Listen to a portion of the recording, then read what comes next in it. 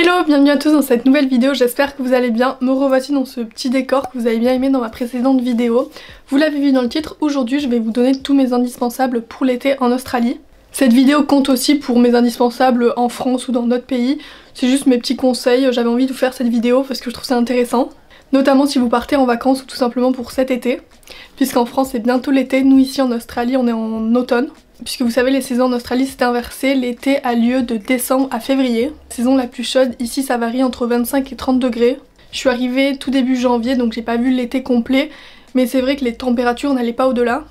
Par contre l'indice UV est bien supérieur à chez nous. En moyenne chez nous je crois que c'est 6, ici ça va jusqu'à 13-14. Donc faut vraiment se protéger du soleil parce qu'ici il brûle. Donc c'est parti pour la to-do list des choses à ne pas oublier en été. Premièrement comme je vous l'ai dit, ici le soleil tape énormément. Donc mon indispensable c'est une crème solaire indice 50. Celle-ci c'est celle de chez Lancaster que j'avais eue chez Galeries Lafayette. Ici vraiment appliquer de la crème ou de l'huile comme moi parce que moi c'est une huile solaire mais minimum 50 SPF. Et remettez-en plusieurs fois la journée. J'ai aussi une crème pour le visage avec un SPF de 30. Elle existe aussi en SPF 50, celle-ci vient de chez Typologie. Je l'ai appliquée justement sur la peau, elle laisse un fini très glowy, j'aime bien. Deuxièmement, un couvre-chef. Donc moi j'ai deux chapeaux, enfin lui c'est un sort de petit bob, il est très sympa. Il vient de chez Roxy. Couleur beige comme ça, j'aime beaucoup ces tons de couleur. Et celui-ci en paille qui vient de chez Assembly Label. Par contre lui il est pas donné, je l'ai acheté ici en Australie parce que j'ai vraiment flashé dessus, il est trop beau. Je vous avais fait plein de photos avec. Donc vraiment un indispensable pour cet été. Ou bien sûr des casquettes si vous êtes plus une tête à casquette, moi je préfère les bobs ou les chapeaux.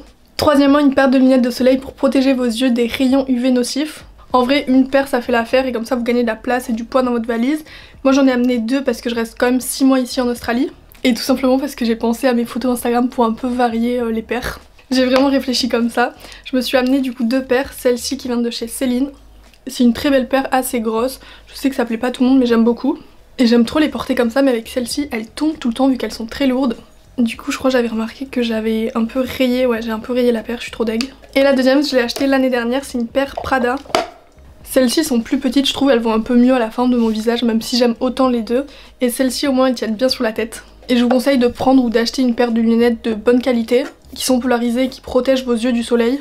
Quatrièmement, des vêtements assez légers puisque moi je me suis rendu compte que j'ai amené pas mal de choses. D'ailleurs je vous avais fait une vidéo pour vous montrer tout ce que j'ai amené dans ma valise en Australie. Et finalement je me rends compte que j'ai amené trop de choses. Par exemple j'avais pris 2 tenues de sport, enfin 2-3 au final j'en ai besoin que d'une. Et c'est vrai que j'avais pas trop réalisé que j'allais m'acheter aussi des vêtements ici parce que la mode est un peu différente. Ou tout simplement que j'ai à chaque fois des coups de cœur sur des pièces donc j'ai envie d'en acheter. Ce qui fait que j'ai pas mal de vêtements pour repartir en France. Donc je vous conseille de partir léger en amenant tout simplement des robes, des shorts, des tops. Parce que vous allez voir, vous allez craquer pour des trucs. Ici il y a des boutiques quand même à prix assez raisonnable.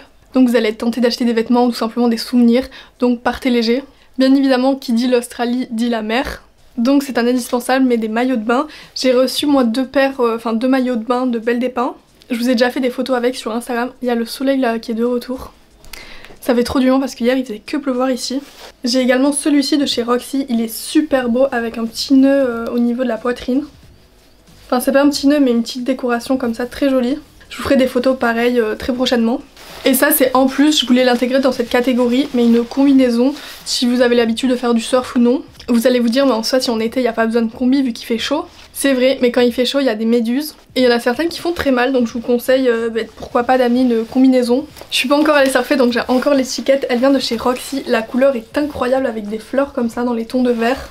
Donc elle me couvre à partir du cou jusqu'au bras. Et c'est une shorty du coup j'ai mes jambes à l'air on va dire. Après à vous de voir si c'est vraiment nécessaire pour vous. Mais moi je vais m'en servir vu que je vais faire de la plongée etc. Ça va être trop cool. Je vous l'ai déjà dit dans mes précédentes vidéos mais très prochainement, dans moins de 2 semaines, je pars dans une nouvelle destination. Toujours en Australie mais vous allez voir je vais vous faire plein de vlogs pendant plus d'un mois. Ça va être trop bien, j'ai trop hâte que ça commence. Donc dans moins de 2 semaines c'est parti plein de nouvelles vidéos. Et c'est pour ça que je vais me servir de cette combi. Qui dit maillot de bain dit serviette de plage. Moi j'ai pris la décision de ne pas prendre de serviette de plage mais un pareo. Au moins c'est tout léger, ça prend pas de place et je peux m'en servir tout le temps. Dans le sens où c'est super fin donc ça sèche très vite, je peux très vite m'en resservir. Parce qu'en vrai quand vous sortez de la plage c'est agréable d'avoir une serviette sèche. Ça c'est mon petit tips, à chaque fois que je pars en vacances je prends juste un pareo. Comme ça je peux m'en servir également pour me laver le corps ou tout simplement pour aller à la plage. Bien sûr je lave entre temps. Septième indispensable quand vous partez en vacances, une gourde hermétique. et non pas celles en verre parce qu'elles sont trop lourdes et en plus l'eau chauffe rapidement. Une en inox comme celle-ci qui vient de chez Roxy. Elle est trop belle avec des fleurs comme ça. C'est vraiment mon indispensable, je m'en sers tout le temps. Moi je la remplis le matin et au travail je la remplis parce que je bois beaucoup. Mais c'est important de rester hydraté, surtout en Australie vu qu'il fait vraiment très chaud. En été, là je précise parce qu'en soi je suis habillée comme ça, mais là dehors je peux pas sortir comme ça, il fait trop froid. Donc si vous voulez venir en Australie, je vous conseille d'y aller entre décembre et février. Ou même mars encore, il fait très bon et il y a moins de monde, puisque du coup les vacances scolaires ont lieu en décembre, janvier, pour les enfants. Donc c'est vrai qu'à cette période, il y a beaucoup de monde et beaucoup de touristes. Enfin après, tout dépend où vous êtes en Australie, c'est immense. Moi j'habite à 1h30 vers le nord de Sydney, donc je suis sur la côte est. 8ème indispensable de cette vidéo, si vous ne savez pas quoi amener comme paire de chaussures, je vous conseille de prendre juste 2 paires de baskets. Enfin en tout cas moi c'est ce que j'ai fait, et je me suis amené également une paire de birks et une paire de sandales pour aller à la plage. Donc voici les birks en question, elles sont en plastique comme ça, elles sont très pratiques parce que je peux m'en servir partout, genre pour aller à la plage ou au restaurant. Bon après c'est pas les birks les plus classe puisqu'elles sont toutes en plastique, mais c'est bien pratique. Et l'autre paire que j'ai à vous présenter et que je vous conseille du coup d'amener, enfin ce type de sandales, je les ai achetées à Marrakech, je vous les avais montrées dans mon vlog de l'année dernière. Et vous aviez été tous à me dire dans les commentaires mais tu t'es fait arnaquer, tu les as payés beaucoup trop cher. Ils t'ont vu arriver vu que t'étais une française, nanana. En soi je crois que je les avais payées 25 €, elles sont en cuir, elles sont en super bonne qualité, je les mets souvent, elles tiennent très bien. Donc certes j'ai peut-être payé plus cher que le prix normal à Marrakech, mais en tout cas je suis très contente et je ne regrette pas mon achat. Si vous n'avez pas de birk comme ça, vous pouvez tout simplement partir sur des tongs pour aller à la plage, c'est pratique. Et n'oubliez pas d'en prendre parce que le sable est super chaud, notamment en été.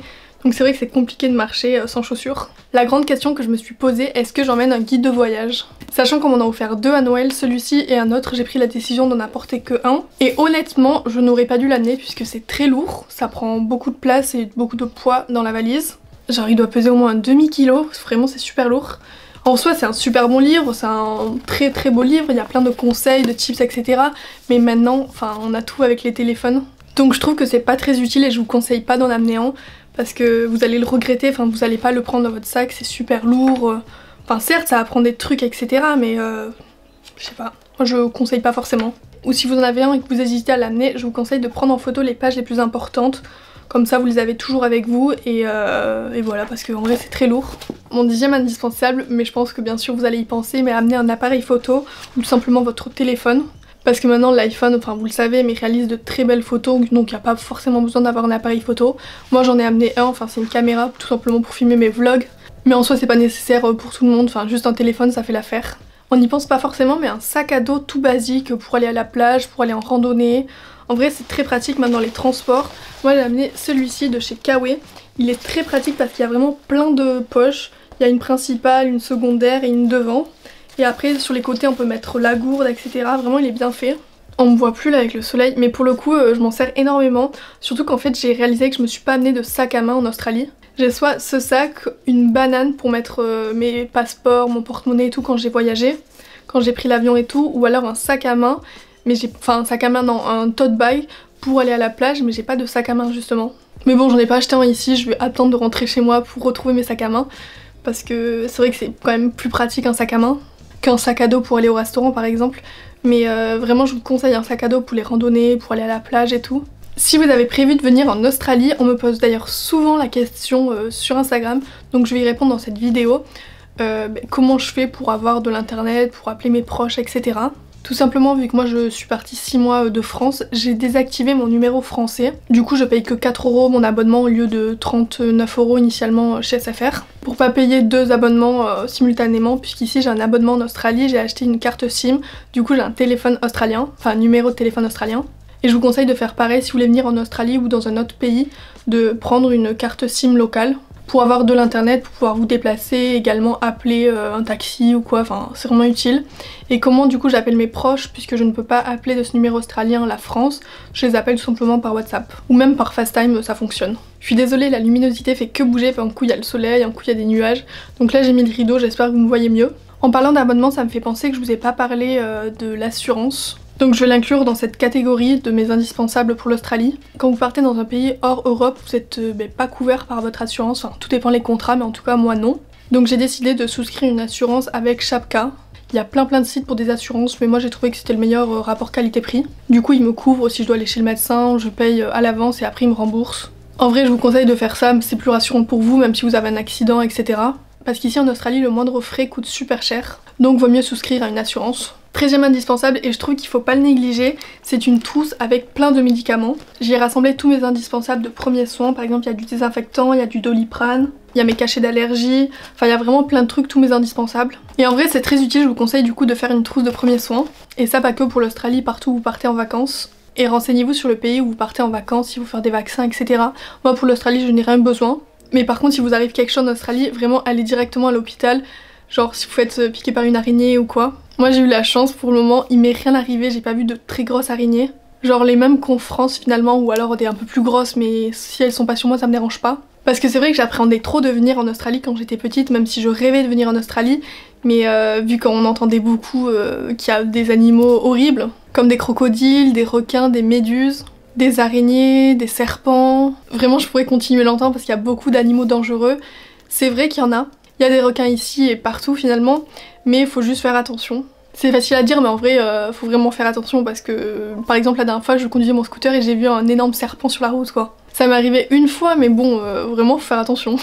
Mon 14e indispensable, la batterie du téléphone se décharge super vite, je sais pas vous, surtout en plus quand j'utilise Google Maps, mon internet, etc. Donc je vous conseille d'amener un chargeur portable, une batterie externe. En parlant de prise, n'oubliez pas d'amener un adaptateur pour l'Australie, puisque c'est pas les mêmes prises qu'en Europe. Et mon 15e et dernier indispensable de cette vidéo, pour passer le temps quand vous êtes à la plage ou autre, je vous conseille de lire un livre. Ça peut paraître bête, mais c'est vrai que moi je suis pas quelqu'un qui lit énormément. Je lis même très peu, mais depuis que je suis en Australie, enfin en Australie je me suis amené 3 livres et j'en ai fini 2.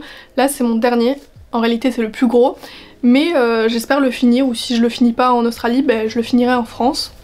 J'en ai amené 2 en français que j'ai déjà lu et lui est en anglais donc je mets un peu plus de temps à le lire. Mais je trouve ça super bien, que ce soit dans les transports, à la plage ou autre. En vrai je trouve ça trop cool, je me suis découvert une petite passion pour lire. Enfin pour la lecture, je trouve ça vraiment bien, ça fait passer le temps et ça évite de rester trop sur son téléphone. Je crois que j'ai fini de vous dire mes indispensables pour l'Australie. Je n'ai pas d'autres idées en tête là, mais si vous avez des questions, n'hésitez pas à me les poser en commentaire, je vous y répondrai. J'espère que cette vidéo vous aura plu et qu'elle vous sera utile si vous avez prévu de voyager prochainement. N'hésitez pas à laisser un pouce en l'air pour me soutenir, ça me fait très plaisir, à chaque fois je vois vos commentaires, etc. Et n'hésitez pas à vous abonner pour suivre mes prochaines vidéos, notamment mes vlogs qui vont bientôt arriver. Je vous fais plein de gros bisous et je vous dis à très vite pour une prochaine vidéo. Bisous!